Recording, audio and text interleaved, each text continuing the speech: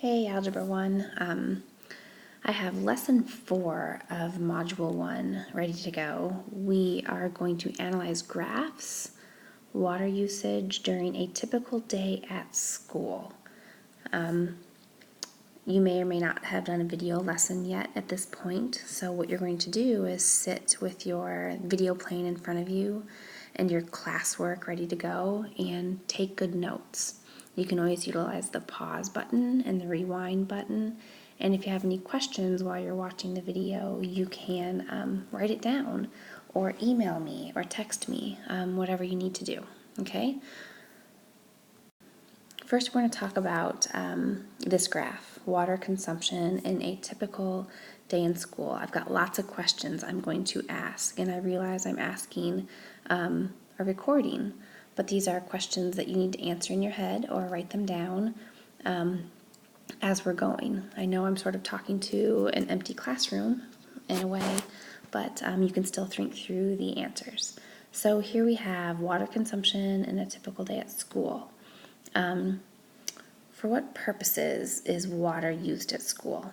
Okay, what are some primary purposes that we would use water at school? If you see, this is 7 a.m.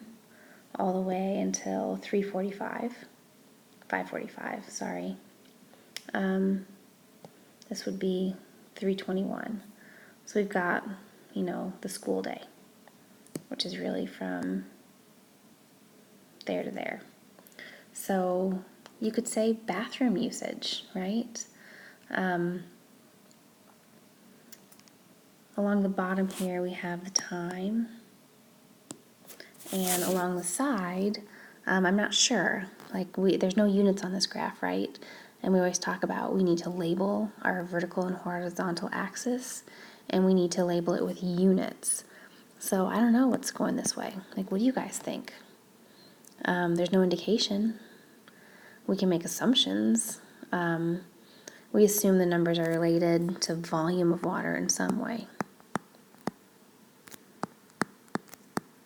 So volume of water, but we don't know if it's gallons or liters or anything like that, tablespoons, but it's related in some way to the volume of water. So we have the time of day and some type of volume of water. So what do you guys think these spikes are for? Why did these spikes occur? We've got about, this is 7 to 8, 8 to 9, very periodic. The spikes, we can say that maybe this is passing period, the time in between classes. So the bell rings, even though we don't have bells at our school, a lot of schools do. The bells ring, so the kids use the restroom in between classes. Or maybe right before lunch, they go to the restroom and wash their hands. And then maybe after lunch, they go to the restroom and wash their hands. Or they go out to recess for a while, and then after recess, they go to the restroom and wash their hands. So, this would be interesting. Maybe it's around lunchtime. Oops, can't spell.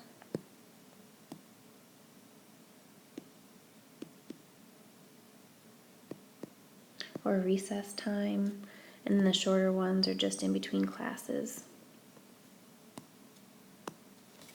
Okay, lots of assumptions going on. So I'm going to give us another picture of this graph. Hold on a second. So some information for you. A regular school day goes from 8 a.m. until 3:04 p.m. Okay, after school goes from 3:15 until 5:15. And then around 10 a.m., there is a 13-minute homeroom. So 10 a.m., that's about right there. We start at 8 a.m., we end at 3 p.m. And then we have after school.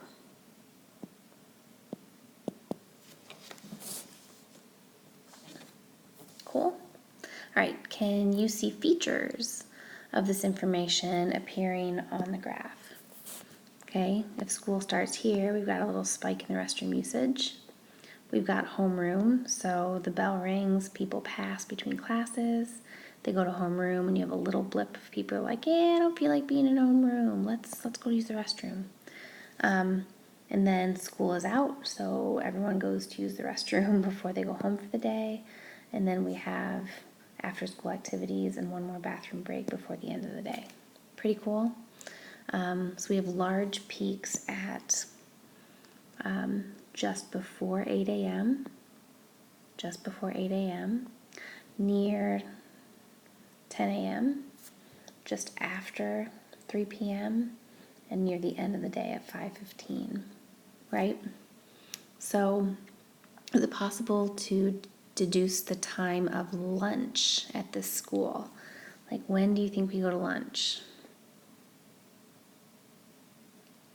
Maybe sometime in there, right? So I'm going to assume we've got lunch, maybe 3 lunch periods, right? Right in the middle of the day.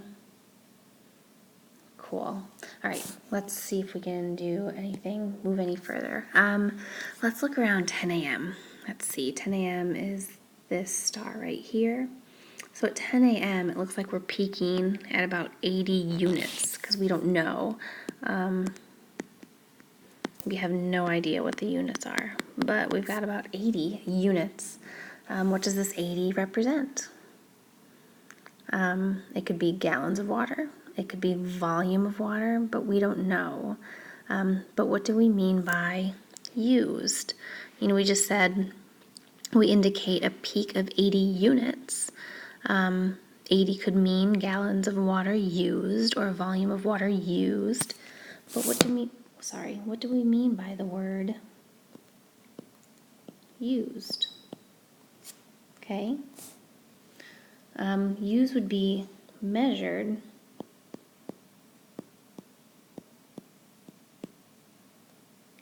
by the volume of water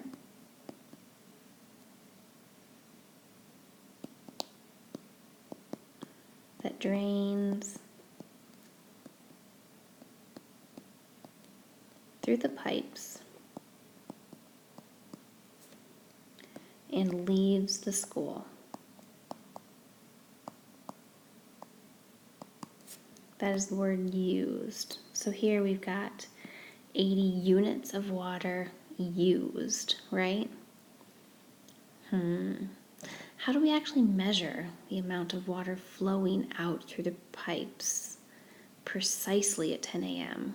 Okay, what does 80 units of water leaving the school right at 10 a.m. mean? Okay, so we're looking at 80 units of water, and it has to actually take time for 80 units of water to flow out through the pipes, right?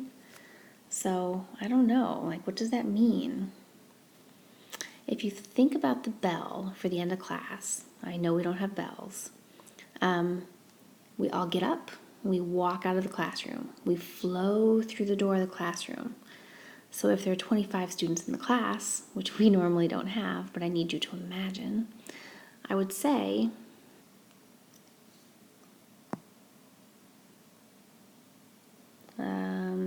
door. Okay, 25 people. We all get up and we go to shuffle out of the door, right? We're walking out of the classroom, flowing through the door of the classroom. So 25 students in class, the volume of 25 students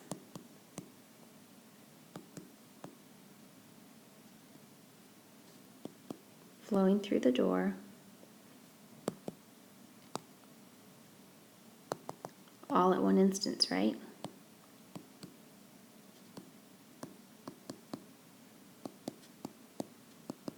Is that possible?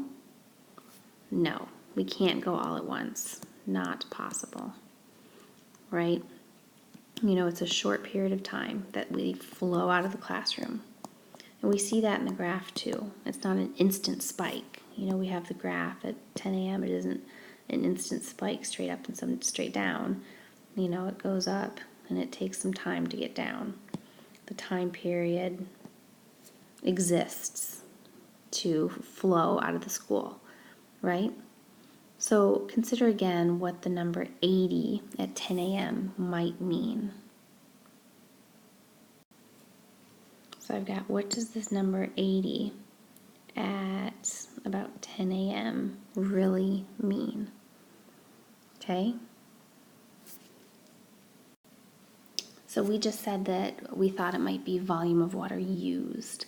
Okay, that doesn't actually quite work. So when the researchers collected the data, they watched the school's water meter over a 12-hour period. A water meter, honestly, it just shows amounts of water used. It spins, it spins, it spins. Sometimes there are numbers on the water meter where they would just tick, tick, tick, tick, tick, like 1 gallon, 2 gallons, 3 gallons, 4 gallons, 5 gallons, etc. So they watched the school's water meter over a 12-hour period. That water meter shows the total amount of water in gallons that left the school since the time the meter was last set to 0. So since the researchers didn't know when this resetting last occurred, they decided at each minute mark during the day to measure how much the meter reading increased over the next minute of time. So if you think about it, they had a table, and at time equals 6:57. I don't know, they had 3 gallons of water at 6:58. They had 4 gallons of water. So this is the gallons per minute. So I had 1 gallon per minute used. At 6:58, the water meter said, 6:59, the water meter said 5, 6. I was going to say 6:60. That's hilarious. That's not going to work. So at 7 a.m., they had 7 gallons. So here we did 2 gallons per minute. Cool. So each minute mark, they measured how much the meter reading increased over the next minute of time. So the value 80 at 10 a.m. means that 80 gallons of water flowed through the meter and left the school from 10 until 10:01. So that's actually 80 gallons per minute. Okay, that's actually what it is reading, 80 gallons per minute. So this whole axis is actually gallons per minute. Cool? Awesome. All right, let's look at exercises 1 and 2. So the bulk of water usage is due to the flushing of toilets. Each flush uses 2.5 gallons of water. Sampson estimates that 2% of the school population uses the bathroom between 10 and 10:01 a.m., right before homeroom. What is a good estimate of the population of school? Whew. Okay, so we know that 80 gallons of water are used during that minute.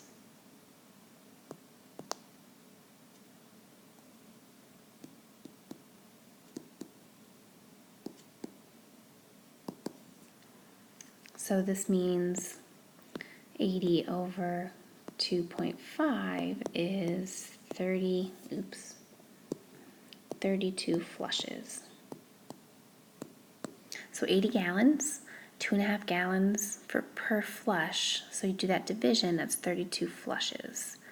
Assuming that each student flushes just once, we can say that 32 students use the bathroom. Right? So if 32 students represents 2% of the school population, what does that mean? Okay, 32 students represents 2% of the school's population. What would the whole school population be? So to get that percentage, it would be 32 students over the entire population of students.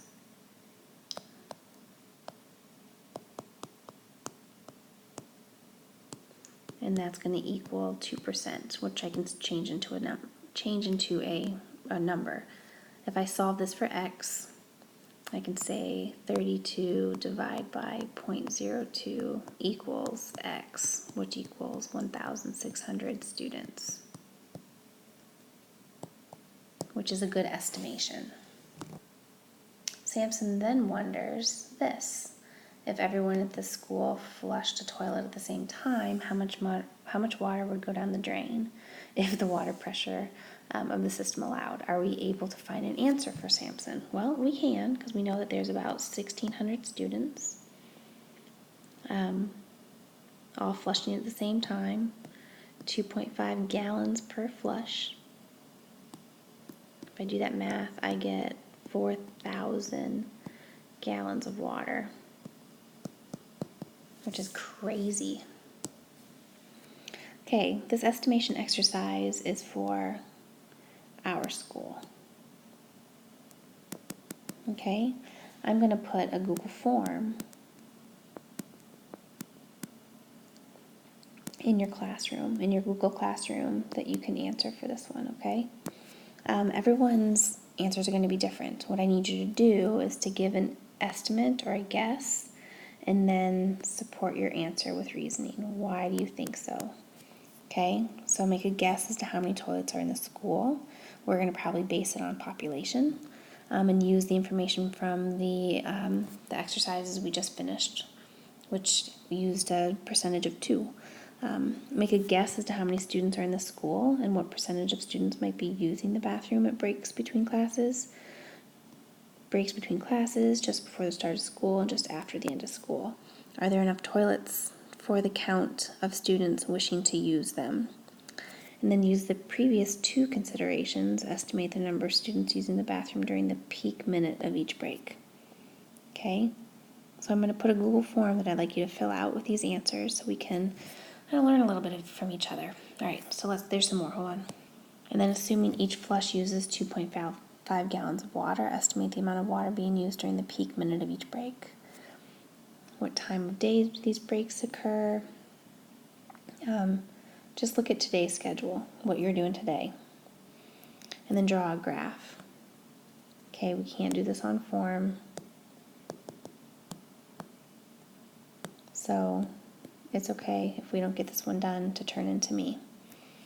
All right? If you draw it in your classwork, you're going to have time and gallons per minute, and with some peaks, right, at the passing periods. Cool. I'll put in Google Classroom what your homework is for your problem sets. Good work today.